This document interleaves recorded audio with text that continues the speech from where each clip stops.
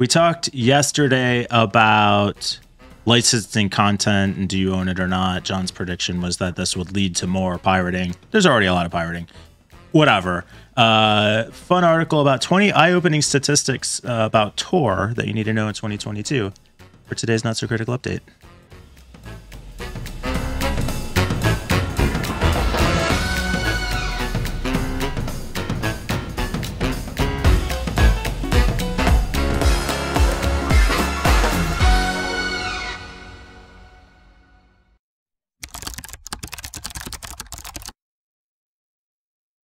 So really pretty simple article. I thought it would just be fun to look at of some. So 20 eye-opening statistics. A couple of them stood out to me. One was that Tor is used by more than 2 million people every day.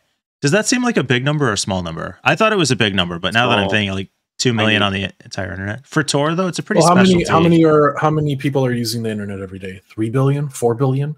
Well, sure, right. But this is a very... So you've got to have some technical know-how. So like people like us would say like, oh, why everybody could use Tor. That's significantly overestimating what the average person could do. Peter? True. I've seen a couple of things recently which kind of promoted Tor in places which I didn't expect. So a few months ago, I switched to Brave, and Brave has this view site in Tor thing now, like for the BBC and stuff like that, which is, I know Brave has a, small market share, but it's still more mainstream than I expected. But you have to choose that. Yes, it's a thing that I didn't configure anything to do with Tor, and I see a little button that pops up the saying view this site in Tor. Just that it's approaching mainstream. Yeah, exactly. It's a step in that direction, and I've never just accidentally come across Tor before. I've installed the Tor browser and played around with it and seen how it works and everything. But yeah. So and people kind of know what it is now. I think a large part of it is due to the shitty things that are happening in the world, in like Iran and Turkey and Russia and stuff. That, exactly. Which is horrible. I think a significant portion of traffic that Tor is getting is coming from these places where one of the facts is that 40% of traffic is from BitTorrent. So that still leaves 60% from one of these places. That's interesting. That is interesting. Torrent, you could BitTorrent over Tor. I mean, it makes sense because at the end of the day, it's just packets, right? We are just passing packets through the Tor network. Tubes. We're just a series of tubes on this big rock, baby. So I think it makes sense because I'll tell you why. You can torrent in a browser. There are torrent clients web in a browser. So if Tor is enabled and all traffic is being passed through Tor, that would make sense that you can then, the end result would be that you receive the file. Very interesting. Probably super slow. Well, the thing about Tor is the longer you run it, the quicker it gets. Because it has to like, I don't fully understand this, but I think it's basically the more connections you make to other nodes on the network. Well, that makes sense. Like BitTorrent. Yes, exactly. Yeah. What are some of the facts, Mike? The other one that I thought was interesting, which is totally unsurprising, is that the U.S. government was one of Tor's initial funders and creators. Correct. Yes, I believe it was the Navy. They were directly involved in the creation of Tor for a method of communication that was not, I guess, susceptible or capable of being spied on by other nation states. Actually, well, I mean, the internet itself wasn't it? I mean, it was originally a DARPA project. Yeah, so the DARPANet. Defense Advanced Research Projects Agency. DARPANet was the original internet. So thanks, war. 60,000 Windows downloads per day via Tor. what does the Windows mean in that context? Windows operating system. Oh, it's just in the an operating exe. system, yeah. Ah, okay. Interesting. You're going to use Tor then, Mike? Do you think you'll give it a go? Have you had No. Have you had no? So I was looking. Go ahead, Mike. John. No, please, Peter, go. Oh, yeah. So just as an aside, I was reading a bit about what's happening in Iran lately, and looking into exactly what's happening there. I met someone who was affected by it. She doesn't live in Iran anymore, but she was asking about. She heard I was something to do with cybersecurity and said, do you know anything that I could pass on to people over there? So I was like, no, I don't actually. So I went and tried to find out a bit more about it. And the blocking and the control and monitoring stuff that they're doing in Iran is very sophisticated.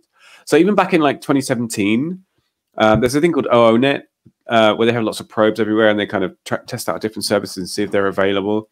And they did some tests, and Tor was unavailable most of the time there. A lot of the they do DNS injection as standard, so like even you can't use unencrypted DNS basically, and if you try to use encrypted DNS, then it's it blocked as much as they can. They do deep packet inspection, and they limit like all the social networks. So there's Twitter and Facebook and YouTube is just out, and it's crazy. Like they're really going full China on it, and I think that they actually turn off the internet in periods of unrest. Like they lock everything down completely, which is just crazy that this kind of shit is happening in 2022. So things like Tor are. Even Tor doesn't work. They're talking about like satellite links and things because they just disconnect the internet. And if you don't have an internet, it doesn't matter what kind of circumvention you use. There's nothing to circumvent. It's just not working. It's like trying to use a car when you blow up the roads. But there is one thing that might work, and I don't know if you guys have heard of this. It's called I2P. Is that the ad hoc network? I don't know. No, this does require an internet. Robin Hood, but it's like it does require I2P does require internet, but it's another form of dark web like Tor that has a different protocol, and it's sort of, I think it was called the Infinite Internet Project. That rings a bell. And and it was started as like a file system, and then it developed into a full like networking protocol. So if anybody's out there is interested in this topic, check it out, because apparently that sometimes works, and mostly because of the fact that it's not well known enough. Anyway, just a little tangent there. So is there a reason I should use Tor, Peter? Well, I mean, I don't know your habits exactly, Mike, but I suspect there's probably one or two reasons you should use Tor. Yeah. Whoa. Yeah, I reckon. So let me ask a different way. For our audience, what is a common reason why you might use Tor? No real reason, but other than true. Just supporting the rest of the world. Go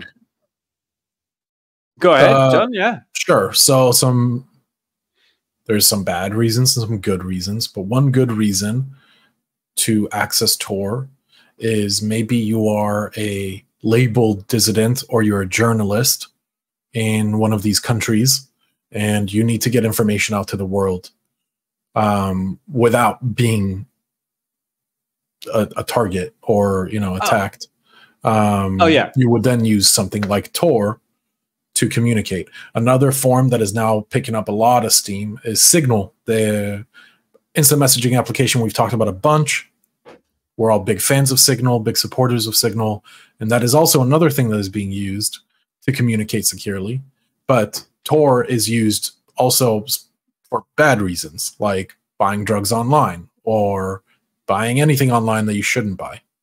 Yeah. Unfortunately, with the fact that it's untraceable and completely anonymous, it does facilitate terrible things to happen because it means that people can't be tracked. Same with end-to-end encryption. Same with any of these kind of things. They're not really. They're fairly agnostic when it comes to the use. So there's always that warning. So I have thought of a reason. I thought Mike was asking, is there any reason why our average viewer might want to use Tor? And I can think of one reason. This might sound a bit melodramatic, but the one thing about using technology like this is that when it's not normalized, when it's not the usual thing that you do, when you start doing it, it's very indicative that you're doing something dodgy. So if you one day, like VPNs are a classic example, right? If I don't use VPNs and then like at a certain period, a certain time of day, every day, I turn on my VPN for 5 minutes, you know that every day at 5 o'clock, I'm doing something a bit dodgy, right? But if you use a VPN all the time, you know, so it's kind of future-proofing yourself if you do use tech like this, because it means that if you switch to it if you need to do something, if you become a target, then it means that you won't stand out. And you might think, oh, I'll never be a target. But that's what all these poor women in the US who are now being targeted for having abortions thought. So, you know, maybe it seems melodramatic to kind of put that as an example. But I think it's closer to reality than many realize. And you might think, yeah. Or I guess if more people just started using it by default, it would look less suspicious when anybody uses it. Yep. And that's kind of, and I don't think that Tor is the solution. Tor is not monitor or surveillance proof. The Tor icon is an onion. The reason it's an onion is because what they're even saying is this adds a few more layers to you. Layers that can be peeled back, which we've seen with the FBI when they catch people who were using the Tor network perfectly. And the way it works, if we want to dig a little bit deeper, is Tor's network are a series of nodes, little beacons. It can be a computer, it could be a server, it could be a Raspberry Pi. And they can act as entry nodes and exit nodes. What does that mean? It means that when I go on the Tor network and I go to the BBC article that Peter mentioned, I enter a node and then my traffic swims around a few times, I think 3 different times with other traffic onto other entry nodes, and then hits BBC. And then to come back to me, it goes through an exit node a few times, a few exit nodes, and then comes back to me. But if you own majority of the entry nodes and the exit nodes, you can tell who's who. And this is what the United States government and other governments have done, is that they host so many of these nodes that it's a matter of time before, it's just a matter of time before they can figure out who accessed what. Yeah. If you're a returning customer or user who is doing bad stuff. So what people do then on top of that is that they access Tor and they have a VPN on and they're on a public network and they're using a reverse, but you get what I mean? So they add more and more layers to themselves to isolate themselves. So and there's other attacks as well. Like they can go after the hosting companies and if you register on any account. So that's been there's been some legitimate takedowns by the FBI that have gone after like drug sites, and then once they compromise the owners of the drug sites, and then if you use that site and sign up for an account or put anything, if you're trying to use it to buy drugs, they can. There's obviously is one central point where things flow through. So yeah, it's not like you use it and then you're protected from anything. You can do anything you like. Right. But it's definitely a strong layer. But it is a strong layer, much stronger than just the wide open. So VPN, Tor, what else do I need in my stack? If you want to be super paranoid, I've thought this through in my head, actually. It's kind of a fun exercise. Oh, okay. This is interesting. Here's what, if I wanted to protect myself and I had some money to take care of it, like to do what I'm about to say, this is how I would do it. So I would get something like a Raspberry Pi, maybe a bit cheaper. Let's say 5 of them. And I would go around either my country or if I'm in Europe where it's easily accessible to get to other countries, I would find something like a cafe. And again, this would take an enormous amount of time, but I would create dedicated proxies for myself at, let's say, at this cafe where I have their Wi-Fi access. I would, let's say, go into the bathroom and figure out a way to power this Raspberry Pi on their network. You could do this 5 times, and you would create a relay hop for yourself between these 5 Pis in all of these different places. Add that on top of a public VPN provider, on top of Tor, on top of a burner device. Now you might feel safe, maybe a little. So short of all that, go ahead, Peter. Sorry. I was going to say, the interesting thing about John's hypothetical situation there is that I bet that at least one person has actually done that. 100%. There's no doubt in my mind. When I played out, like, and this was a while ago, like the greatest security operations. Mike's trying to ask a serious question here, by the way. I know. No, this is fun. Yeah, have at it. This is how far I would go, because you could do proxies on lines, or like SOC 5s or whatever they're called, like through public providers, but that means you're sharing dodgy like you're not really safe. Creating these relays dedicated just for your traffic, that's probably the best way I would protect myself. Well, we did a story from a Reddit post several weeks ago now, a guy posting that, like, I made everything so secure the internet was unusable and I couldn't communicate with my friends and family. So for somebody who cares about security more than me but less than you, what are the reasonable things for them to just do at home? Here's a couple of things, right? Use Signal, or at least, I hate to say this, WhatsApp. Over traditional text messaging. Yeah. Over traditional text messages, or Signal, or Facebook Messenger, or Skype. It's end-to-end encrypted. Signal is way better than the other ones. Brave is good because it has anti-fingerprinting stuff in it. As a web browser, it has a lot of other features, and they care about this privacy aspect. So there are people who are working there who care about privacy. All the other ones are Brave basically for both mobile and desktop. Yeah. Signal, I don't know about a file sharing thing, but yeah, that's a good start. That's got you most of your things covered, I reckon. Yeah. Excellent. I think the biggest thing the biggest piece of advice that I have for anybody is just to be cognizant of what you're doing online is most of the time tracked. There's no silver bullet. There's just a lot of things you can try and do to increase or decrease the chances of being compromised. It's the same with security, but it's the same as in real life, right? You don't say, right, I'm going to carry some mace, so therefore I'm never going to get mugged. You carry some mace, and you also make sure your wallet isn't in your back pocket, and that you've locked your door at home. There's all these different bits of things that just being aware. Don't walk through the dodgy parts of town at midnight. Don't, I don't know, all these kind of little things that you need to do. But yeah, just be aware of what I think that was really good. Individual privacy is a series of compromises.